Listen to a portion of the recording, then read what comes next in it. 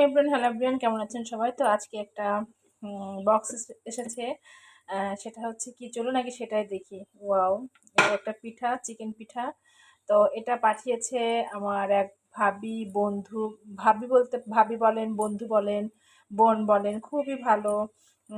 আমার একজন মানে সঙ্গী আর কি, যার সঙ্গে আমার প্রতিদিনই দেখা হয়, মাঝে মধ্যে দেখা হয়, সব কিছু মিলে। তো সে নিজের হাতে চিকেন পিঠা আমার মেয়ের জন্য বানিয়ে পাঠিয়েছে। তো এখন সেটাকে আজকে সন্ধ্যার নাস্তা হিসেবে আমি এখন আরেকটু প্রিপেয়ার করব। তো প্রথমত আমি ফ্রাই প্যানে দিয়ে দিলাম। সে অলরেডি মোটামুটি প্রিপেয়ার করে রেখেছে। যাই হোক, আমি এটা বেশি ফ্রাই করব না। তার আগে আমি চুলাটা একটু অন করতে ভুলে গেছি কথা বলতে বলতে। আমি অল্প তেলে এটাকে প্রিপেয়ার করব, কারণ যেহেতু এটাকে ফুললি মেকিং করিনি, কারণ এটা একটু ক্রিস্পি হয়, মচমচে হয়, যার কারণে একটু হালকা ভেজে দিয়েছে। আর বলছে যে বাকিটা আমি একটু খাওয়ার আগে যেন একটু ভেজে নেয়। তো যার কারণে আমি এখন তেলটা এখানে আমি হালকা দিয়ে দিলাম। আর এখন আমি এটাকে এখন আস্তে আস্তে একটু দিয়ে দিব। তো যাই হোক, এটা ভালোবাসার আসলে কিছু মুহূর্ত প্রকাশ করা যায় না। তো এভাবে আসলে মানুষের ভালোবাসা পায়, সেটার জন্য আসলে আমিও মাঝে মাঝে আবেগে আপ্লুত হয়ে যায়। তো সেটাই একটু সবার আপনাদের সাথে শেয়ার করি। তো এখন এগুলোকে আমি একটু ফ্রাই হালকা গরম করে নিব।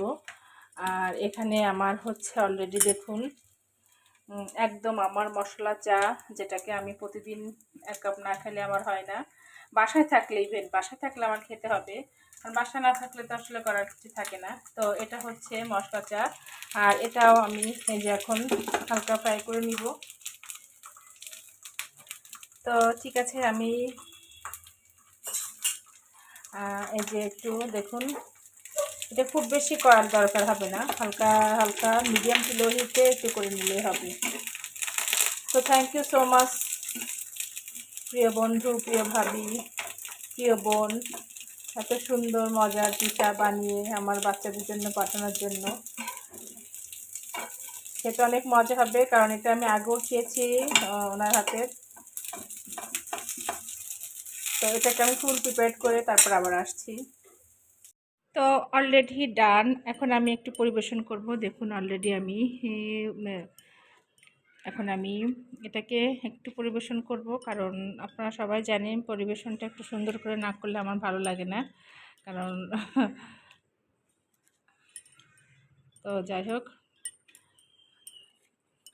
বাচ্চাদের আমি একটু পরিবেশন করে একটু দেয় সুন্দর করে সাজিয়ে, তাতে করে আমার নিজেরও তৃপ্তি লাগে, আর ওদেরও এটা দেখতে দেখতে অভ্যস্ত হয়ে গেছে যে মাম্মা সুন্দর করে পরিবেশন করে আমাদের দেয়।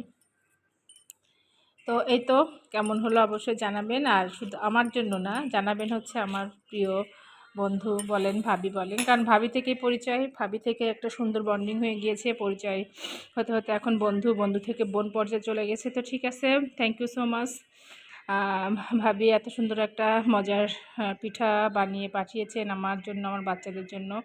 তো খুবই মজা হয়। তো ঠিক আছে, ভালো থাকবেন ভাবি। আমি এখন এটাকে বাচ্চাদের সার্ভ করব। তো এই তো, ওকে, আল্লাহ হাফেজ। তো অলরেডি আমার মশলা চাটাও হয়ে গিয়েছে। এখন আমি এটাকে ঢেলে নিব, আর চায়ের সাথে ওই চিকেন পিঠা দিয়ে এখন আমি পরিবেশন করে খেয়ে নিব। তো মশলা চা যেহেতু, সেহেতু আমি এটাকে আর ছেঁকে নিব না, মশলা সমেত আমি চা সহ এটাকে আমি ঢেলে দিব।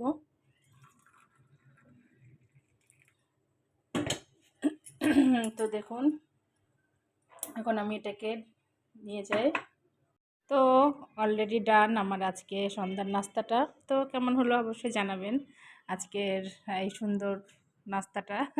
আর সম্পূর্ণ ক্রেডিটে দিব আমার ভাবিকে, যে ভাবি আমার জন্য এটা আমার বাচ্চাদের জন্য বানিয়ে পাঠিয়েছে। তো আজকে সাথে আমার এই মশলাটি, এটা আমার মানে না খেলে হয় না, এটা শুধু আমি না, আমার ফ্যামিলি সবাই খায়। তো এই তো, এটা আমি আগে একটু খেয়ে নিই, এটা খাওয়ার পরে আমার তৃপ্তি লাগে। তো ঠিক আছে, সবাই ভালো থাকবেন। আবারও নতুন কোনো রেসিপি নিয়ে বা স্ন্যাক্সের আইটেম নিয়ে, সন্ধ্যার নাস্তা নিয়ে আপনাদের সামনে হাজির হবো। ওকে, আল্লাহ হাফেজ।